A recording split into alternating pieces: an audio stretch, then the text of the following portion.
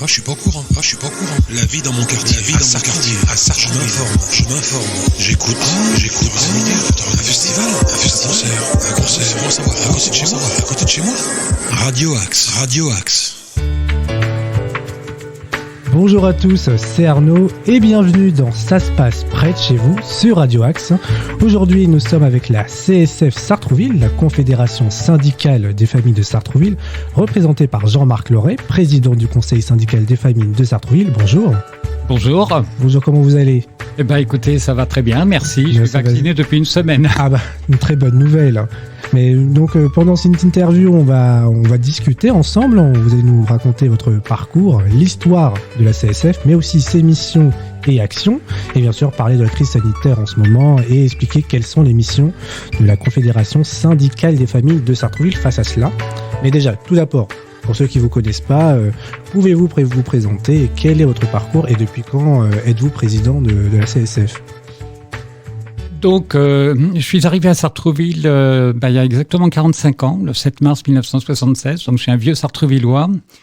J'ai d'ailleurs été maire adjoint, notamment chargé de la culture pendant les années lorsque Auguste Chrétienne était maire de Sartrouville. Sinon, sur le plan professionnel, j'ai commencé ma vie professionnelle comme enseignant, prof de philo, notamment au lycée de Sartrouville. Et puis, je suis rentré au ministère de la Culture que j'ai quitté le 31 juillet 2016 pour faire valoir mes droits à la retraite. Voilà, et donc je suis président du conseil syndical de la CSF depuis la dernière assemblée générale, donc 2020, au mois de septembre dernier. D'accord, un très beau parcours. Voilà. Mais j'ai été trésorier, je me suis d'abord investi au sein de la CSF dans le soutien scolaire, aussi en animant un atelier lecture avec les gamins le samedi matin, voilà. Très bien. Et justement, est-ce que vous pouvez nous raconter l'histoire de la CSF, comment elle a été créée, et depuis quand aussi elle est à Sartrouville? Alors effectivement, c'est un point auquel je suis très très sensible parce que je crois que c'est important aussi de se situer dans une histoire, dans une filiation. Il y a trop souvent de responsables d'associations qui estiment qu'avant eux vraiment rien ne se passait, qu'après eux ce sera la fin. Donc c'est vraiment pas du tout mon propos. La première association familiale à avoir été créée à Sartrouville, d'où est issue la CSF, a été créée le 7 avril 1944, donc c'était pendant l'occupation. Donc le 7 avril 1944 et l'arrêté constitutif de l'association a ensuite été validé une semaine après l'armistice, le 15 mai 1945. Ensuite, dans les années 70, l'association des familles de Sartrouville est devenue l'association syndicale des familles de Sartrouville. Donc, nos prédécesseurs avaient rajouté cette notion d'appartenance à une organisation syndicale, puisque l'enjeu, c'est aussi pas simplement d'assurer des prestations de services pour les familles, mais aussi de défendre les droits des familles. Donc, on est vraiment un syndicat, on est, je dirais, au quartier ce qu'un syndicat de travailleurs est à l'entreprise. En tout cas, c'est notre ambition dans la limite de nos moyens. Et puis elle a adhéré donc à la Confédération syndicale des familles, qui est une organisation nationale, donc dans les années 80-90. Voilà. Voilà ce que je peux dire sur l'histoire de Sartrouville. J'ai rendu récemment un hommage à Étiennette Guerlain, qui a été présidente de la CSF à Sartrouville dans les années 90 et qui était une femme remarquable, qui est une femme remarquable, elle est toujours vivante, mais elle est à la retraite évidemment, parce qu'elle a assumé donc cette fonction de façon totalement évidemment bénévole à Sartrouville, et en même temps, en raison de ses qualités, elle a été élue présidente nationale de la CSF également à la fin des années 90. C'est une femme dont on peut dire que, sa seule ambition, c'était de servir les autres et jamais de se servir, jamais utiliser une fonction comme tremplin pour obtenir un poste quelque part ou pour briller personnellement, etc. Voilà. D'accord. Et quel est justement, parce que vous m'aviez dit hors antenne qu'il y avait une différence entre l'AGS et la CSF, parce que souvent on a l'habitude d'associer AGS-CSF en mettant les deux. Mais quelle est la différence entre la CSF et l'AGS ? Alors, toutes les deux sont également rattachées à la Confédération syndicale des familles. Dans les années 90, lorsqu'a été créée une crèche à Sartreville, par la CSF, la décision a été prise de dissocier l'activité de gestion de la crèche de l'ensemble des autres activités de la CSF, d'où la création d'une association spécifique, donc qui s'intitule Association de la gestion des structures de la CSF. Et en réalité, il s'agit de la crèche Poisson d'Avril que vous connaissez donc dans le quartier des Indes. D'accord. Voilà, donc ce sont deux associations autonomes qui ont la personnalité morale, avec des conseils d'administration donc différents, donc des présidents de conseils d'administration différents. Voilà. Jean-Marie Carlier pour ce qui est de l'AGS et moi-même pour la CSF. Très bien. Et quel est le rapport à l'association avec les familles ? Du coup, Alors, on regroupe, ce sont les chiffres du 31 décembre 2020, on regroupe 134 familles adhérentes, ce qui fait à peu près 500 à 600 personnes, compte tenu du nombre d'enfants et les parents dans des familles. Nous, on est là à la fois pour rendre service effectivement aux familles, mais en même temps aussi pour aussi mobiliser les familles pour la défense de leurs droits. Je dis souvent d'ailleurs à nos adhérents, ne vous contentez pas de nous demander ce que l'association peut faire pour vous, mais aussi ce que vous pouvez faire pour pas simplement l'association, mais pour les autres familles adhérentes de l'association, puisque une association, elle fonctionne sur le principe de l'entraide. Bien sûr. Voilà. Donc, on a effectivement plusieurs secteurs. On a d'abord plusieurs secteurs d'activité. On a d'abord un gros secteur d'accompagnement numérique, c'est-à-dire d'accompagnement des personnes, des familles qui ont des difficultés à effectuer leurs démarches administratives qui, comme tout le monde le sait, sont désormais totalement dématérialisées. Donc, quand on n'a pas Internet chez soi ou quand on ne maîtrise pas les codes, y compris linguistiques, il est effectivement très difficile de pouvoir assurer ces démarches administratives. Donc, on a 3 salariés permanents, dont la mission est justement de faire cet accompagnement administratif qui est donc lieu au siège de l'association 24 rue Georges Méliès. Ça, c'est le premier secteur. On a aussi un gros secteur de soutien scolaire. Où on accueille, ce sont les chiffres de l'année scolaire 2020-2021, 119 enfants, primaire, collège, avec quelques élèves de seconde. En fait, il s'agit pour la plupart donc d'élèves qu'on avait déjà suivis depuis plusieurs années en primaire et au collège et qui se retrouvent maintenant en seconde. Donc là encore, un soutien scolaire important sur lequel se sont greffés des projets culturels. Je parlais tout à l'heure de l'atelier lecture que j'ai animé pendant 3 ans, mais aussi un projet avec le théâtre de Sartrouville au cours de la saison dernière, qui était construit autour de à la fois un parcours de spectacle et en même temps un parcours d'atelier théâtre et danse dans nos locaux. Voilà. Et puis des sorties culturelles.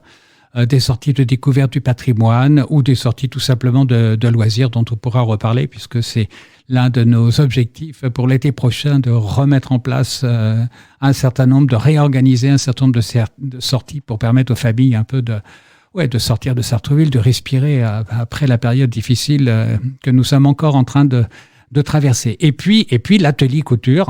Alors l'atelier couture, il a été créé il y a maintenant pratiquement 2 ans. L'objectif, c'était de permettre à des personnes isolées dans la journée, souvent des femmes retraitées ou des mères au foyer, de pouvoir se retrouver autour d'une activité de couture, une activité qui leur parle, qui leur plaît, etc. Donc dans une ambiance conviviale, en bénéficiant des conseils de responsables bénévoles de cet atelier, au départ bénévoles. Et on a réussi, avec l'aide de l'État, donc à créer un emploi au 1er janvier de responsable de cet atelier, qui permet désormais de fonctionner très régulièrement, avec comme objectif de développer, quand les conditions sanitaires le permettront, puisqu'actuellement nous ne sommes pas un commerce dit essentiel, de pouvoir développer une activité plutôt commerciale de services de retouche, de petits travaux de couture, etc. pour les gens du quartier. D'accord. Et justement, je vais vous dire une situation. Par exemple, j'ai des difficultés à faire mes démarches administratives. Qu'est-ce que la CSF va faire pour moi, justement? Quel accompagnement je vais avoir? Alors, donc c'est très simple. Vous prenez rendez-vous par téléphone avec l'un des 3 salariés permanents dont je parlais tout à l'heure. Ces salariés vont vous recevoir, on va vous donner un rendez-vous. Et là, vous allez expliquer quelle démarche vous souhaitez engager. Et donc là, on va d'une part engager cette démarche avec vous. L'objectif, c'est aussi quand même de permettre aux personnes de devenir quand même progressivement plus autonomes. Hein. Oui. Voilà. Bon, je sais que c'est pas toujours facile. Ça dépend beaucoup des personnes qui sont en situation de grande pauvreté, dont on sait très bien que elles auront très difficilement accès à des équipements informatiques à leur domicile. Donc, elles auront toujours besoin de notre aide.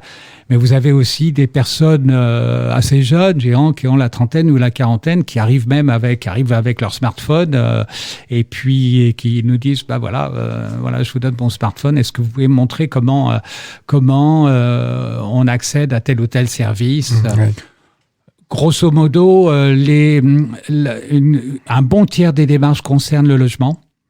D'accord. Qu'il s'agisse de demandes de logement ou de renouvellement de demande de logement. Et par rapport à cette demande de logement, qu'est-ce qu'on demande justement pour...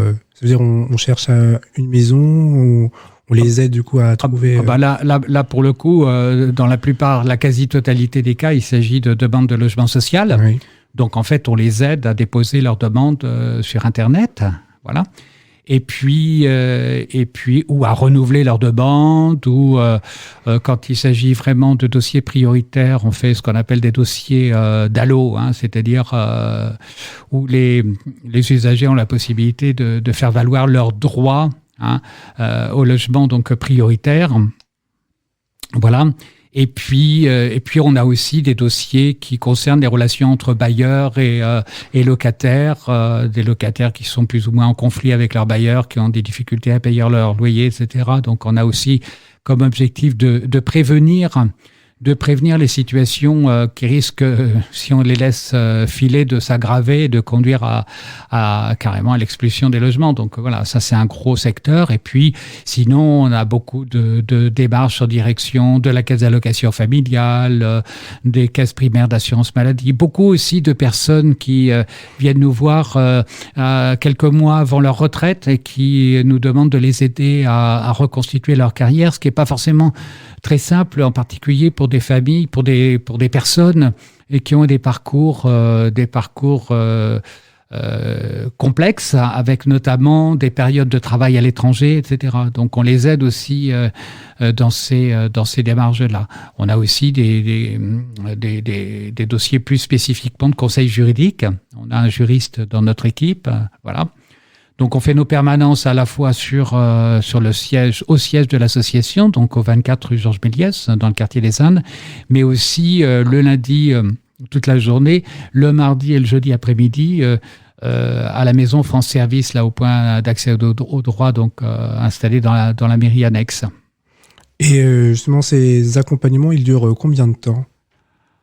Combien de temps ? Autant de temps nécessaire pour résoudre les problèmes. Donc, il peut arriver qu'on reçoive quelqu'un plusieurs fois. Voilà.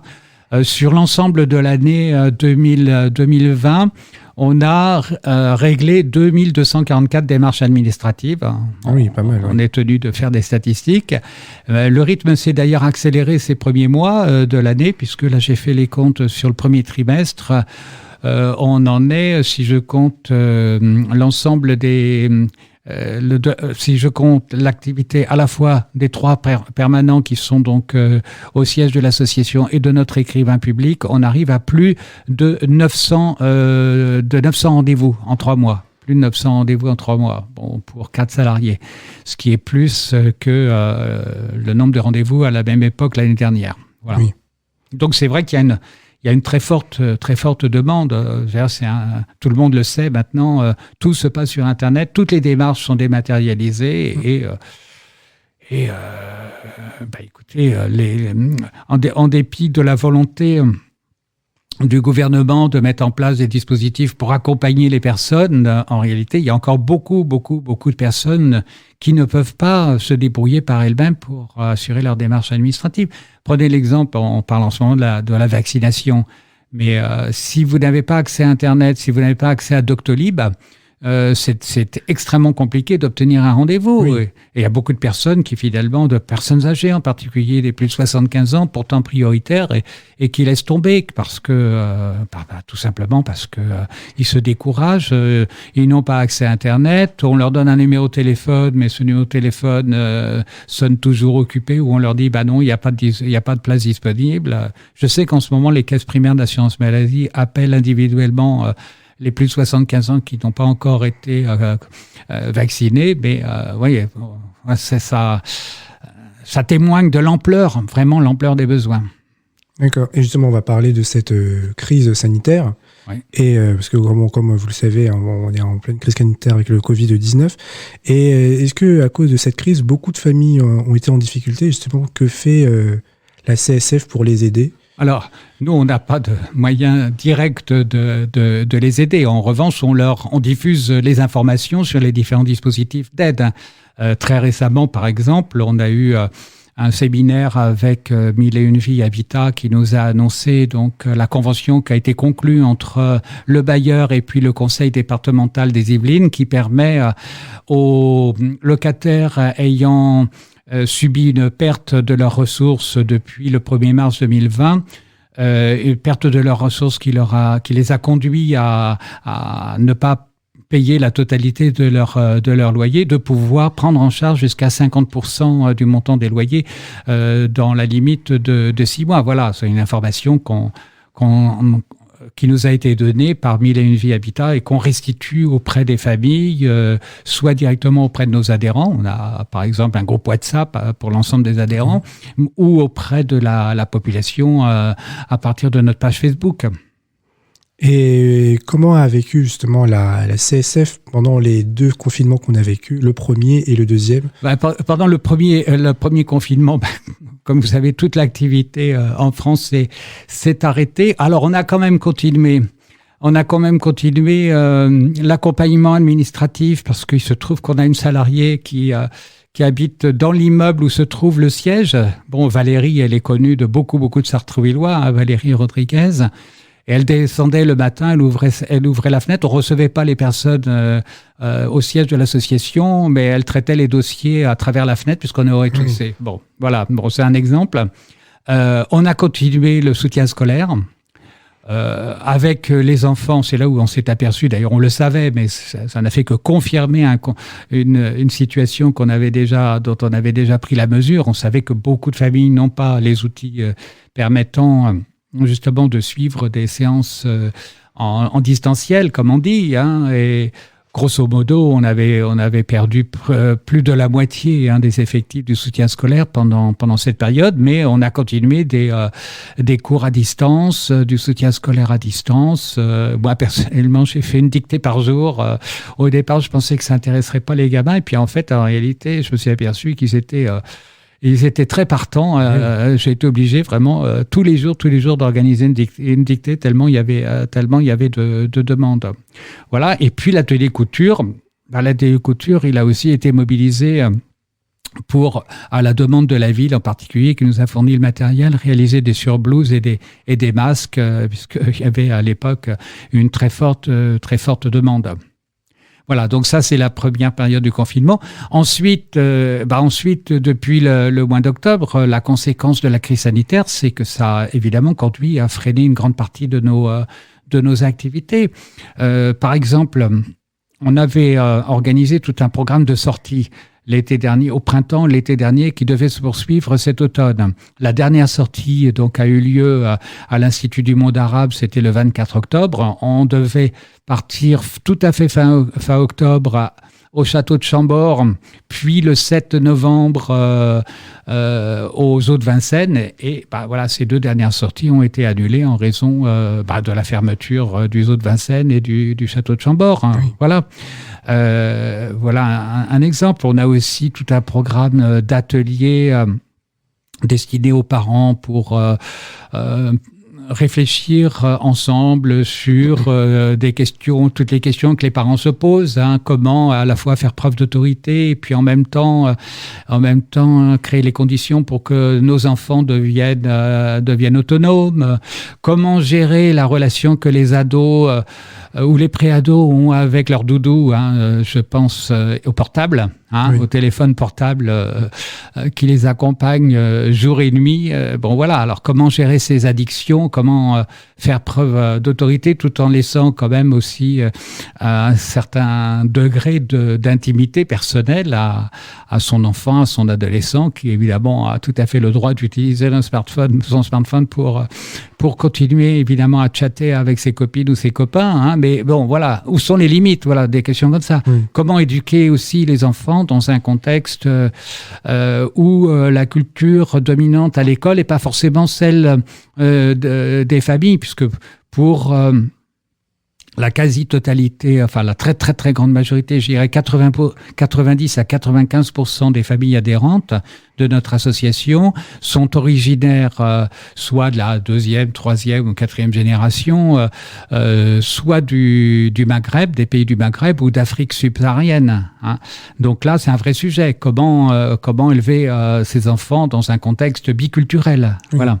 Voilà, donc sur ces sujets-là, on avait prévu un certain nombre d'ateliers avec des intervenants, d'écoles des parents et des éducateurs, mais comme aujourd'hui, on ne peut pas réunir plus de 6 personnes en même temps dans un local, tout ça, évidemment, est suspendu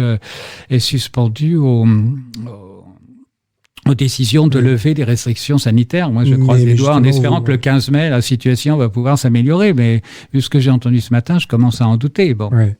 Et justement, vous avez eu l'idée de faire des visios pour justement peut-être regarder justement ces activités et les faire, par exemple, en distanciel. C'est très difficile parce que justement, on a, encore une fois, comme je le disais tout à l'heure, prenant l'exemple des tentatives qu'on avait donc faites lors de la première période du confinement de faire du soutien scolaire en distanciel, où on a perdu plus de la moitié des enfants.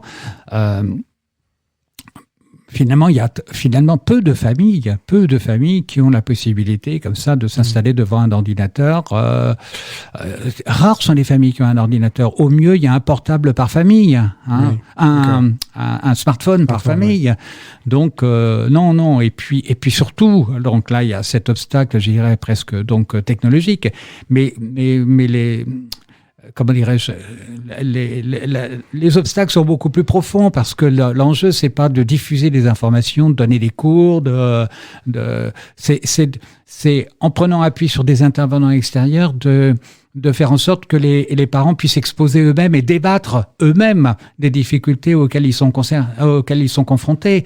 Donc, et ça suppose que les personnes se voient. Ça, on peut pas le faire en distanciel. Ça, c'est absolument impossible. Enfin, l'interactivité en distanciel, personnellement, moi je poursuis l'activité professionnelle de formateur pour mes anciens collègues du ministère de la Culture sur l'actualité administrative et juridique du ministère. Je peux vous dire que les séances en distanciel, c'est terrible parce que c'est quasiment un monologue pendant 3-4 heures de suite avec très très peu d'interactivité. Oui.